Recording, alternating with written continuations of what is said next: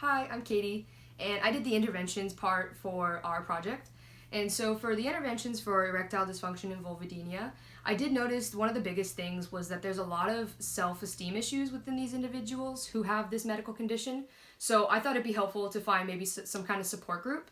So I went online and I researched and found that there's this support group, kind of like a blog for men with erectile dysfunction, where they can kind of give their own story anonymously and listen to other people's stories anonymously, and they can kind of relate, and just having and knowing that there's other people out there for you and having the same issues can be really reassuring that you can do what they're doing, you know?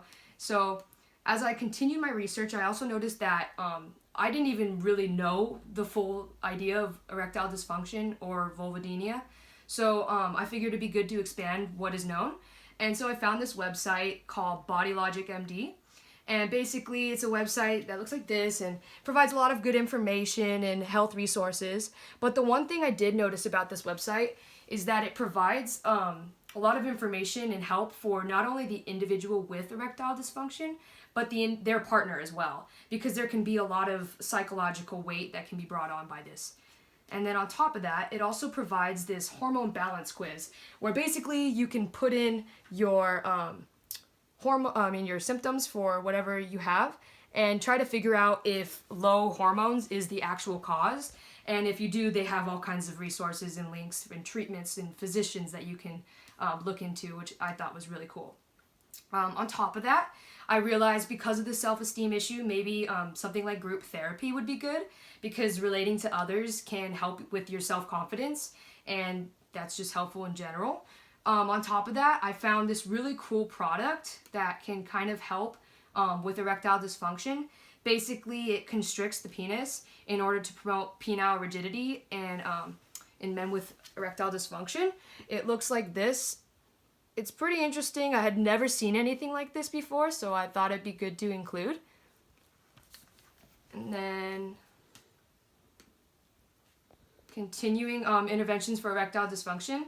One thing I did notice, or if people are getting like medications like Viagra, and they may be like really embarrassed to go to the pharmacy just to pick up their medication. So I figured, since there's a stigma around it, maybe I could provide a link where they can get discrete forms of medication delivery. So that being said, I found this other website where they can, it's called Roman. Basically, they can have their medication sent straight to their house, and they can avoid those awkward encounters with their pharmacists. Moving on to interventions for vulvodynia. They're very similar in the aspect that there's a lot of self-esteem issues with the individual who has it. So I provided another support group, but this time for vulvodynia. And for this one, it's called Peace with Pain. It was created by a woman who basically has this, vulvodynia, and she felt like there wasn't enough support out there. And so she wrote it in Spanish and then made it able to translate into English. So therefore, she wanted to reach a bigger audience. And on top of that, it's also a blog. You can tell your own story and relate to those girls as well. And I thought that was really cool, because just any kind of support from anonymous others is like, cool, these other people are dealing with what I'm dealing with. On top of that, I also wanted to expand the knowledge of what I know and what other people know. So I provided a link. It's called the National Vulvodynia Association. Like I said before, had no idea what vulvodynia was. I'm sure some of you had no idea as well. So I also thought this was a cool website because, yeah, it tells you what it is, but it also provides a lot of links to magazines and newspaper articles that have also talked about issues with improving women's health. And then the last thing on this website that I thought was super cool was the fact that you can actually schedule an interview with a patient suffering from vulvodynia or a medical professional who treats vulvar pain. And I thought that was really interesting, because you could literally have an interview right here through this website and get the information you need. On top of that, cognitive behavioral therapy. It's basically a psychological therapy that can help women with vulvodynia decrease any anxiety or depression that's formed from the stigma around this medical condition.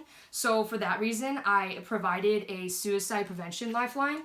And I thought that would be really helpful, just because it's good to know that there's always a place for you to talk if you're not comfortable with yourself, and just know like that there's people out there to talk to. And that's about it. And here's our references.